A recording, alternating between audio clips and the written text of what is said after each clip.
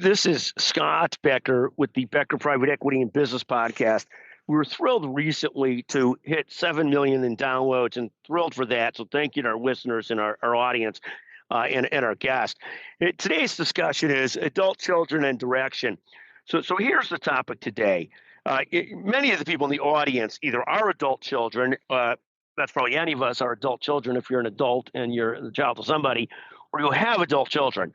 And one of the great fascinating challenges about adult children is by the time they're in their 20s, they choose what they are going to do, regardless of what grandparents say, regardless of what you say, and so forth. And so I'll have people say to me, how do you let him do that or who do that or whatever they're doing? And largely, I'm generally with my children, adult children, so proud of what they're doing and the direction they take. And I've grown largely to let them choose that direction. There's every once in a while, they're choosing a direction, like a son a couple of years ago decided to go to Ukraine during the middle of the war, that I thought, well, that's not a good direction. But of course, that son didn't tell me until after he'd already gone to Ukraine. And similarly with your kids, as they try to do different things, I've largely found they are very, very smart. They're very, very on top of their games. They have their head on a swivel, and they've got to make choices today what they want to do. And I think this concept of parenting as your children become older and older, you can nudge a little bit. You could try and give thoughts periodically.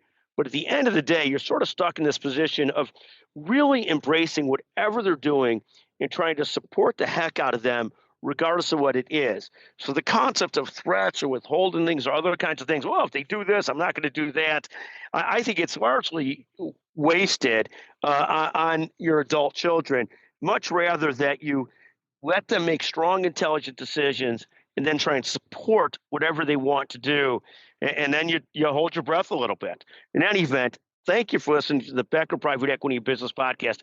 If you in any way, shape, or form could relate to this, you send me a text at 773-766-5322.